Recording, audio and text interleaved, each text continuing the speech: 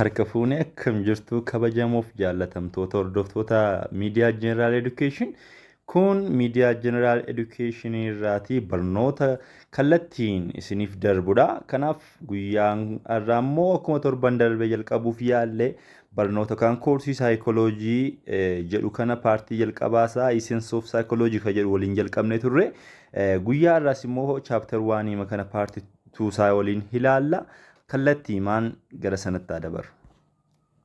So akkuma yeroo darbee waliin ilaallee jalqaba irratti definition of psychology waliin ilaallee irraa namoonni garaagaraa akkamittiin ku accepted definition psychology ka jedhu kunis immoo maal akka ta'e waliin ilaallee irraa akkuma kana amala bineensotaa qorachuun maaliif akka barbaachise namoota duukaa akkamittiin walitti dhufeenya maal akka inni qabu waliin ilaallee irraa akkuma kana immoo psychology'n saayinsiidha yookaan immoo it is a scientific study of animal and human behavior arga jenneeti maayif psychology kun saayinsii akka ta'e waliin ilaallee turre guyyaa irraa immoo goal of psychology yookaan immoo psychology'n kun kaayyoon isaa yookaan galmi isaa maal akka ta'e maaliif akka psychology'n kun qoratamu maaliif akka psychology'n kun yookaan immoo yaadi ijoo psychology kana qo'achuu maal akka ta'e waliin ilaallaa jechaadha. Kanaaf as psychology discovers and explains laws and principles of behavior, it has the following goals. Egaa psychology'n kuni law and principle yookaan immoo seerota qajeelfamoota garaagaraa waa'ee amala namaa wajjin wal qabatee ergan qoratateeti amaloota kan sababi inni qoratu sababoota garaagaraa yookaan immoo kanaa gad jiraniifidha. Inni jalqaba descriptionidha. Description jechuun kallattii akka afaan Oromootti yeroo inni ibsuudha waa tokko yookaan immoo explain duukaa wal qabata waan waa tokko ibsuudha yookaan immoo beeksisuu jechaadha. Kanaaf sababi psychology'n kun qoratuuf galmi isaanii jalqaba maalidha jedha. The first goal is observing and describing behavior what was observed as objectively as possible jedha. The first goal yookaan karoora isaa kaayyoon isaanii jalqaba kan psychology waa'ee amala namaan qorata jennu maal gochuudhaafidha.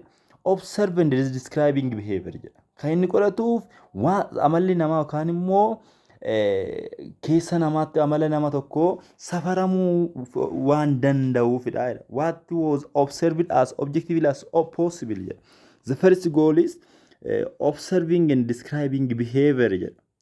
Kan bakka sababi jalqaba psychology'n amala namaan qorata jennuufi inni ibsa waan ta'eefidha. What was observed as objectively as possible jedha. In this case, behaviors are systematically and accurately characterized.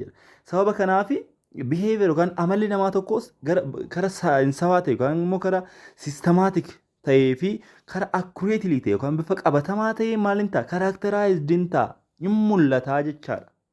Hin beeksifamaa jechaadha. What happened kan jedhudha duukaadha. Description gaafa jennu yeroo baay'ee maaltu ta'e maaltu raawwatame kan jedhudha. Kan inni description'n kun goolii of psychology kan inni bakka bu'u. Yeroo baay'ee barattoota mooraa keessa baratan isaa ta'u bakkee irraati qormaan yeroo baay'ee ba'u wantoota matching'n fa'aa kan walitti firoomsi kan jedhu what happened jedhee madhiisa. What happened yoo argame yookaan maaltu ta'e kan jedhuuf maaltu barbaachisa ibsuu barbaachisa miti. Kanaaf what happened description'ina wanta ta'e tokko ibsuudha waan ta'eef description duukaa akka walitti firoomsan kanaan isinitti mee darbuun barbaada. Fakkeenya tokko haa ilaallume. Fakkeenya kanarratti focus godhaa maaliif kanneen goolii warri kanatti aananii jiranirree fakkeenya kanatti focus ta'u waan ta'eef. For example a teacher might notice that a young fresh girl in her general psychology classroom is behaving oddly jedha. She is not turning to her homework. Her results are sleeping badly, and she seems to have a very negative attitude towards the course. Barattuu tokkotu ture yookaan immoo young fresh girl gaafa jedhu reefuma barnoota kana jalqabdu yookaan gibbii mooraa reefu galti. Deebitee immoo barnoota saayikooloojii kanaaf irree haaraadha isheen freshiidha yookaan immoo barattee hin beektu. Kanaaf amalli ishee kun haaraa ta'e oodilii ta'e yookaan barsiisaa kana gaafa inni ishee ilaalu jechaadha. maal barattuun kun she is not turning to her homework jedha yookaan hojii manaa akka barsiisaan laatullee hojjechuun barbaaddu riizaaltiin isheellee asii gadidha sleeping badly jedha yookaan immoo gadi bu'e bakka yookaan baay'ee hir'ataadha and she seems to have a very negative attitude towards the course kana malee barnoota saayikooloojii kanatti miirri isheen qabdu gadi aanaa ta'e jechaadha yookaan immoo bakka approach ishee ilaalchi isheen qabdu baay'ee fokkisaa ta'e. Maaliifidha barnoota kana hin jaallattu galtee hojii manaa isaan hojjettu qabxiin ishee gadi bu'eera sababa kanaadhaaf bakka barnoota kana barachuullee hin barbaaddu maal dhagaa kun yeroo kanatti maal dhagaa nuti barbaadu what happened sababa maaliif akkas ta'aa jirti isheen ka'eeru maaltu ta'e ka jedhu kun maaltu ta'e kanaaf fakkeenya kanatti fufneen ilaalla kanaaf maaliif barbaadeedha fakkeenyi kun maaltu ta'e barattuun kun maaltu taanaan kan isheen akkas taate. Amma iddoo kanatti kan isheen kan barattuun taatedha kan nuti ilaalu. Maaliif ta'e osoo hin ta'in explanation osoo hin ta'in yookaan ibsuu maaliif ta'e osoo hin ta'in maaltu ta'edha what happenedidha jecha descriptioniin kun egaa maaltu ta'e maaltu raawwatame isa jedhu irratti akka focus godhu akka hubattaniif dabartaniifidha jecha. Inni lammaffaa immoo explanationiin kun immoo why is it happeningidha maaliif ta'edha wanti ta'e tokko maaliif ta'edha inni kun immoo. Refers to a goal of science in which researcher achieves awareness of why behaviors occur as they do. Maaliif amalli tokko ta'e yookaan immoo amalli tokko maaliif dhufe isa jedhamudha. Amma fakkeenyaaf barataan tokko duriitu gobazii ta'e yookaan immoo barataa qaxalee ta'etu jiru immoo qabxiin isaa gadi bu'e taanaan maaliif bu'eedha. Description irratti akkuma kaasee dabarre barnoota tokko barataan kun qaxalee ture amma dadhabuunsaa maaltu ta'e barataan kun dadhabaa ta'edha. Maaltu ta'e hin dadhabeedha.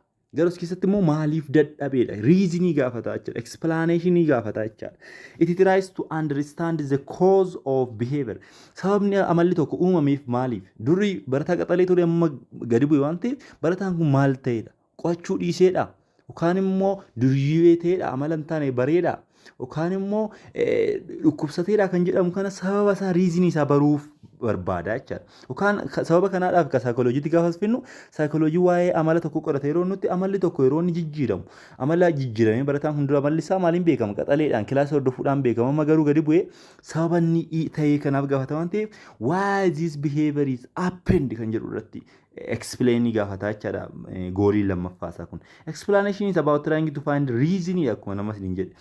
This helps in the process of forming theories of behavior or a theory is a general explanation of a set of observation or facts. Theory gaafa jennu general explanation of a set of observation yookaan facts wanta dhugaa lafa jiru tokko kaan immoo wanta mul'ataa ta'e tokko general explanation ibsa olii galasa yeroo laatamu theory jennu yookaan immoo wanta dhugaa lafa jiru kanaaf kun kana ta'e jennee gaafa ibsinu jecha theory jennee keenya. Kanaaf psychology kun gaafa explanation jedhatti ilaalu maaliif fayyada?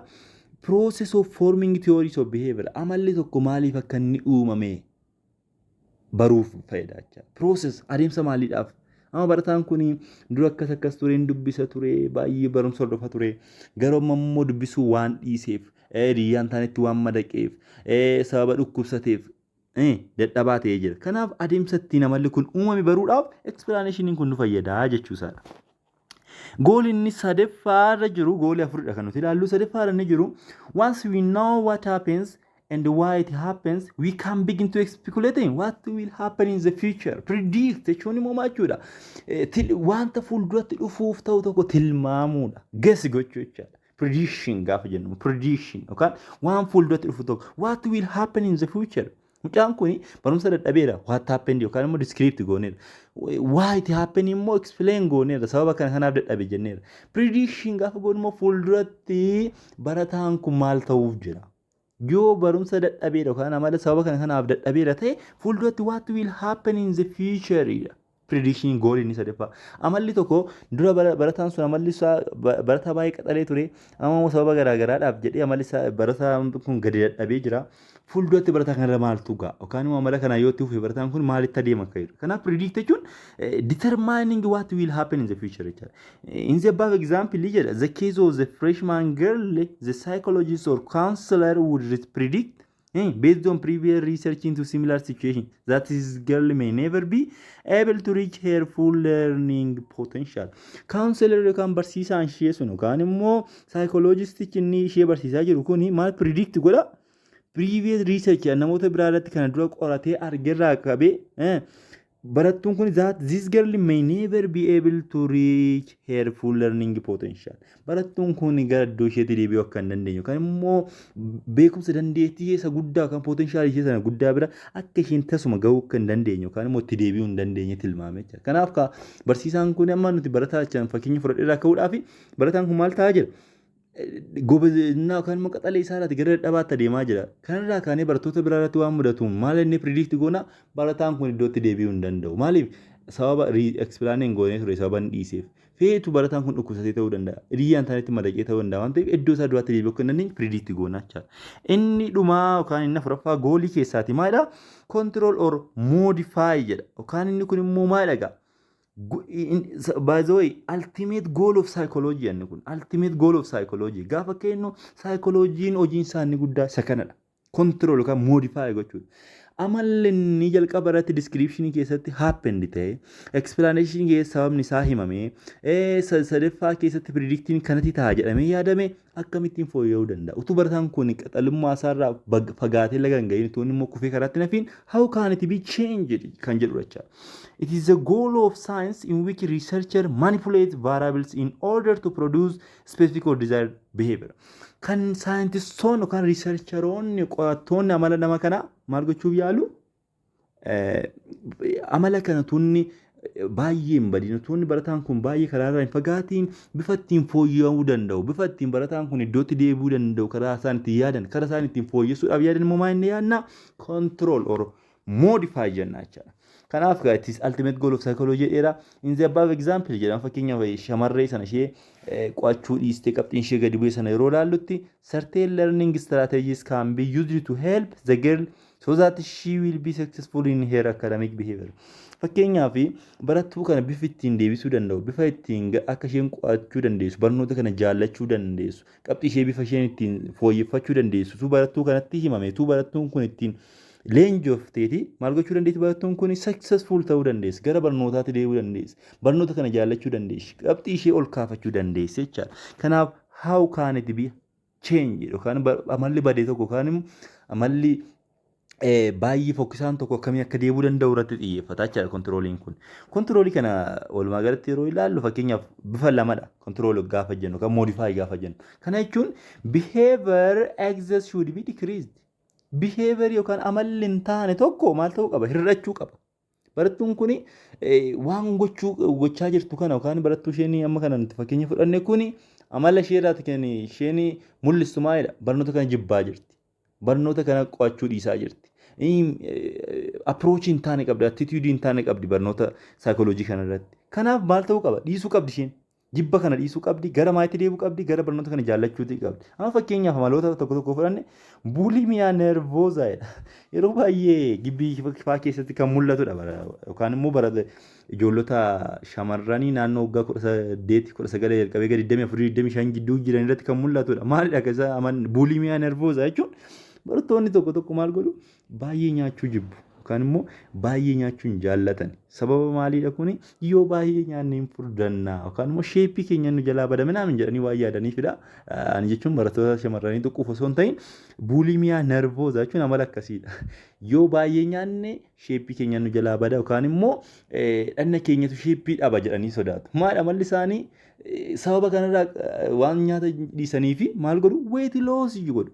Utuun beekin unexpectedly maal godhu ulfaatina qaban tokko baay'ee dhabanii baay'ee qallatu jechaadha yeroo kanatti immoo nyaata kan isaan dhiisan hin furdannaa sheeppii keenya nu jalaa badaadha garuu dhukkubatti ta'a jechaadha yookaan immoo baay'ee qallatu jechaadha. Ulfaatina isaanii BMI hin beekna baay'een keenya body mass index kan jedhamu kana baay'ee gadi bu'a jalaate jechaadha. Kanaaf amaloonni akkasii maal ta'uu qabu? Decrease ta'uu qabu jechaadha. Excess waan ta'aniif. Yookaan immoo baay'ee irra darbaa waan ta'aniif hir'achuu qabu jechaadha. Akkuma kana immoo amalli tokko modify ta'a gaafa jennu behavior deficient should be increased. Wanti hir'ate tokko immoo amalli hir'ate tokko immoo maal ta'uu qaba? Increase ta'uu qaba, dabaluu qaba, iddootti deebi'uu qaba. Kana fakkeenyaaf anorexia nervosa yoo jenne fakkeenyaaf yookaan immoo amaloonni akkasii immoo ni jiru.